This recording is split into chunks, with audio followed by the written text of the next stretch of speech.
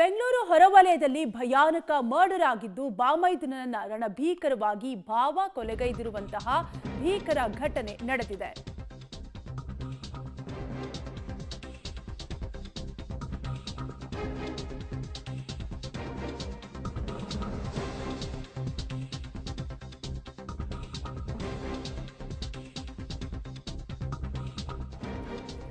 ಒಟ್ಟಾರೆಯಾಗಿ ಬೆಂಗಳೂರು ಹೊರವಲಯದಲ್ಲಿ ಭಯಾನಕ ಮರ್ಡರ್ ನಡೆದಿದ್ದು ಬಾಮೈದನನ್ನ ರಣಭೀಕರವಾಗಿ ಭಾವನೆ ಕೊಲೆಗೈದಿರುವಂತಹ ಘಟನೆ ನಡೆದಿದೆ. ಕೊಲೆಗೈದು ಹೆಣವನ್ನ ಕಾರಿನ ಡಿಕ್ಕಿಯಲ್ಲಿಟ್ಟಿದ್ದ ಈತ ಪೊಲೀಸ್ ಠಾಣೆಗೆ ತೆರಳಿ ಕೊಲೆ ಆರೋಪಿ ತಾನಾಗೆ ಪೊಲೀಸ್ ಠಾಣೆಗೆ ತೆರಳಿ ಶರಣಾಗಿದ್ದು ಒಟ್ಟಾರೆಯಾಗಿ ಬೆಂಗಳೂರು ಹೊರವಲಯದಲ್ಲಿ ಭಯಾನಕ ಕೊಲೆಯಾಗಿದ್ದು ಬಾಮೈದನನ್ನ ರಣಭೀಕರವಾಗಿ ಭಾವನೆ ಕೊಲೆಗೈದಿರುವಂತಹ ದಾರುಣ ಘಟನೆ ನಡೆದಿದೆ. ಬನ್ನೇರುಘಟ್ಟದ ಬಿಲ್ವಾವರದ ಹಳ್ಳಿಯಲ್ಲಿ ನಿರ್ಜನ ಪ್ರದೇಶದಲ್ಲಿ ಕೊಲೆ ಮಾಡಲಾಗಿದ್ದು ಮರಸೂರು ಮೂಲದ ರಂಜಿತ್ ಕೊಲೆಗೈದಂತಹ ಆರೋಪಿ ಶ್ರೀನಿವಾಸ್ ಕಾರಿನ ಡಿಕ್ಕಿಯಲ್ಲಿತ್ತು ಶವ. ಪೊಲೀಸರ ಮುಂದೆ ಆರೋಪಿಯೇ ಬಂದು ಶರಣಾಗಿದ್ದಾನೆ. ಶ್ರೀನಿವಾಸ್ ತಂಗಿ ಕೋಮಲ ಜೊತೆ ಅಕ್ರಮ ಸಂಬಂಧ ಹೊಂದಿರ್ತಾನೆ ರಂಜಿತ್. ರಂಜಿತ್ ಸ್ವಂತ ಅಕ್ಕನನ್ನೇ ಮದುವೆಯಾಗಿದ್ದ ಶ್ರೀನಿವಾಸ್ ಗಂಡನನ್ನ ಬಿಟ್ಟು ರಂಜಿತ್ ಜೊತೆ ಕೋಮಲ ಪರಾರಿಯಾಗಿರ್ತಾಳೆ.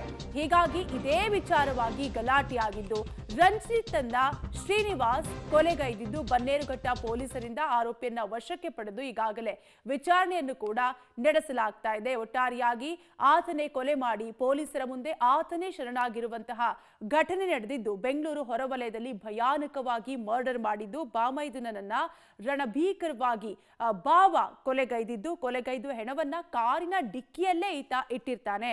ಪೊಲೀಸ್ ಠಾಣೆಗೆ ತೆರಳಿ ಈತ ಶರಣಾಗಿದ್ದು ಬನ್ನೇರುಘಟ್ಟದ ಬಿಲ್ವರದ ಹಳ್ಳಿಯ ನಿರ್ಜನ ಪ್ರದೇಶದಲ್ಲಿ ಈ ಘಟನೆ ನಡೆದಿದ್ದು ಮರಸೂರು ಮೂಲದ ರಂಜಿತ್ ಕೊಲೆಗೈದಂತಹ ಆರೋಪಿ ಶ್ರೀನಿವಾಸ್ ಆಗಿದ್ದು ಕಾರಿನ ಡಿಕ್ಕಿಯಲ್ಲಿ ಶವವನ್ನ ಈತ ಇಟ್ಟಿರ್ತಾನೆ.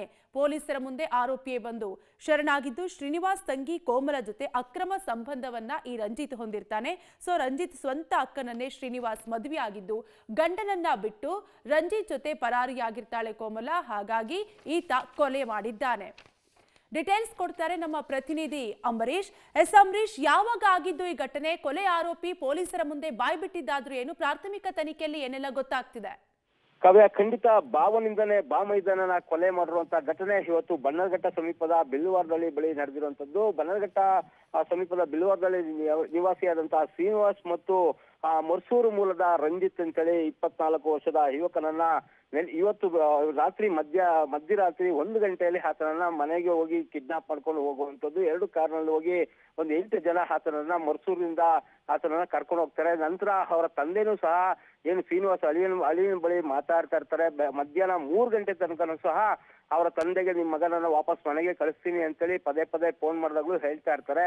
ಆದ್ರೆ 3:30ಯಿಂದ 4 ಗಂಟೆ ಸಮಯದಲ್ಲಿ ಈ ಒಂದು ಕೊಲೆಯನ್ನ ಮಾಡಿದ್ದಾರೆ ಅಂತೇಳಿ ಈಗ ಗೊತ್ತಾಗ್ತಿರೋದು. ಕೊಲೆ ಮಾಡಿದ ನಂತರ ಪತ್ನಿಗೆ ಶ್ರೀನಿವಾಸ್ ಪತ್ನಿಗೆ ಫೋನ್ ಮಾಡಿ ವಿಡಿಯೋ ಕಾಲ್ ಮುಖಾಂತರ ಶ್ರೀನಿವಾಸೇ ಖುದ್ದಾಗಿ ನಿಮ್ಮ ತಮ್ಮನನ್ನ ಕೊಲೆ ಮಾಡಿದ್ದೀನಿ ಅನ್ನೋ ಮಾಹಿತಿಯನ್ನ ಕೊಟ್ಟಿರುವಂತದ್ದು. ಆದ ನಂತರ ಬನ್ನಘಟ್ಟ ಪೊಲೀಸ್ ಠಾಣೆಗೆ ಹೋಗಿ ಪೊಲೀಸರ ಮುಂದೆ ಶರಣಾಗಿದ್ದಾನೆ. ಈಗಾಗಲೇ ಬೆಂಗಳೂರು ಗ್ರಾಮಾಂತರ SP ಮತ್ತು ಸೋಕೋ ಟೀಮ್ ಇರ್ಬೋದು ಅಥವಾ ಪೊಲೀಸರು ಸಂಪೂರ್ಣವಾಗಿ ಈಗ ತನಿಖೆಯನ್ನು ಮುಂದುವರಿಸಿರುವಂತದ್ದು. ಆರೋಪಿಯನ್ನ ವಶಕ್ಕೆ ಪಡೆದು ತನಿಖೆಯನ್ನು ಮುಂದುವರಿಸಿರುವಂತದ್ದು. ಕಾವ್ಯ, ಥ್ಯಾಂಕ್ ಯು ಅಂಬರೀಶ್ ಡೀಟೇಲ್ಸ್ಗಾಗಿ.